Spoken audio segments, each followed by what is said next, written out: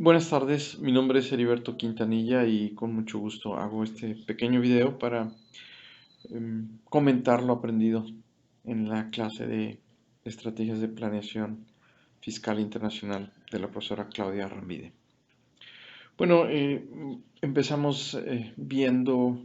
partiendo de la globalización como un fenómeno que atañe a todas las empresas que hoy están teniendo actividades internacionales. Y después nos pasamos a entender el sistema monetario internacional con algunos antecedentes históricos para después ver lo que es la balanza de pagos, las cuentas de las que depende la balanza de pagos de los países, la cuenta corriente, la cuenta de capital. Interesante es entender que lo que es la discrepancia estadística, hablamos de miles de millones de dólares, lo cual pues es una cuenta de ajustes que se me hace muy grande. Sin embargo, pues como no se tiene una sola contabilidad, se puede explicar que esos ajustes o esa cuenta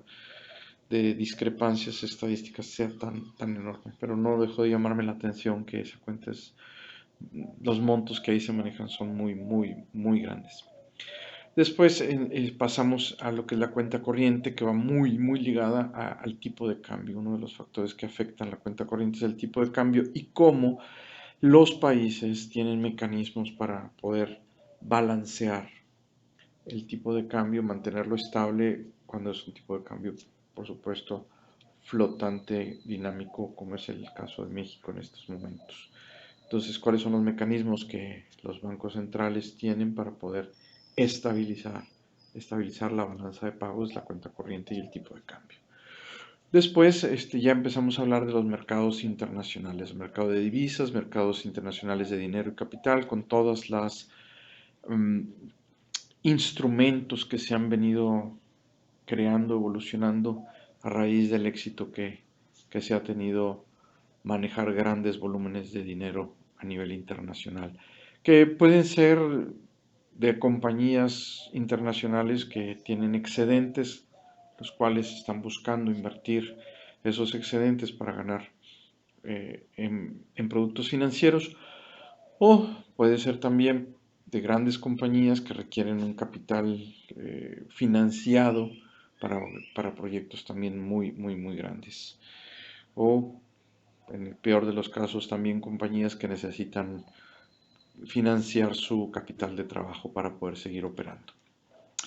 Después, en la parte 2 de nuestra materia, ya nos enfocamos mucho más a los tipos de cambio y lo que es la paridad de las tasas de interés. Es muy interesante ver cómo los tipos de cambio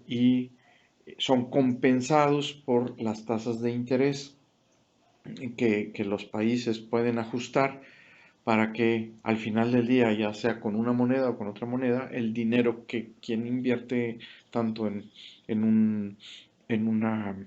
en un instrumento sea el mismo en moneda local o en moneda extranjera. Y eso de alguna manera balancea tanto las paridades como las tasas de interés. Y el otro aspecto que me llamó mucho la atención fue el tema del arbitraje, que en un principio sí pensé que era un árbitro en un partido de algún deporte, pero no sé por qué el nombre, pero finalmente entendí que era el, la oportunidad que alguien especulativamente tiene de comprar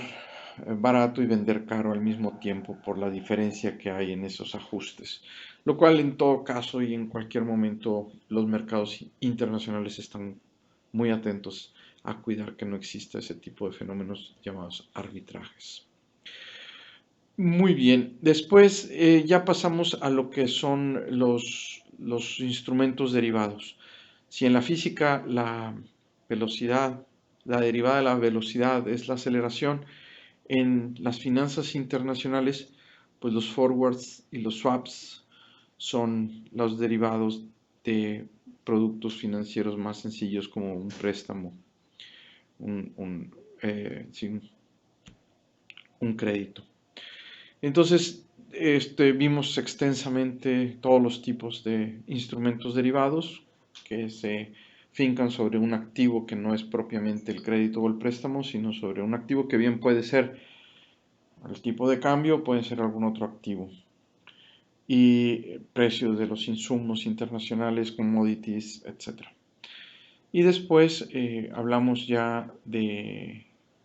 pues sofisticaciones como forwards sintéticos y cómo la ingeniería financiera ha progresado y evolucionado tanto, lo que no veremos después, pero al día de hoy, en el cual cuando compras y cuando vendes siempre se busca ese balance en el que los que compran o los que venden tienen la misma oportunidad de un lado o del otro, tanto comprando como vendiendo, y sigue siendo atractivo para todos. Finalmente, sigue siendo atractivo porque hay un elemento que es precisamente el futuro. Y el cambio en el futuro de los tipos de cambio, cómo va a estar, eso genera un riesgo, el cual es un riesgo que se han estadísticamente y con muchas cada vez más sofisticadas reglas, se han establecido esos mecanismos para establecer instrumentos financieros que puedan hacer frente a ese riesgo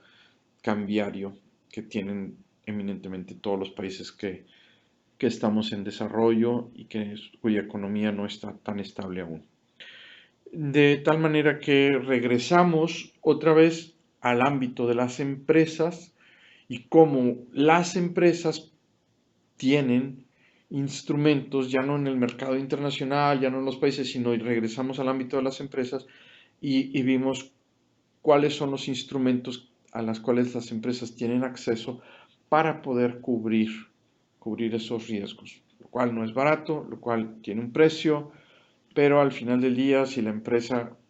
quiere cubrir el riesgo, ya sea de un proyecto muy grande o de sus importaciones, exportaciones,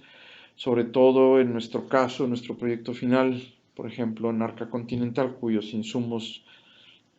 del azúcar y otros insumos importantes que tienen son importados, pues es importante dar la estabilidad y cubrir el riesgo y pagar la prima para poder seguir operando con cierta estabilidad. Pues nada más agradecer a la profesora Claudia Ramírez por todas sus atenciones, sus explicaciones, su paciencia y bueno, agradecerle todas sus atenciones. Muchísimas gracias.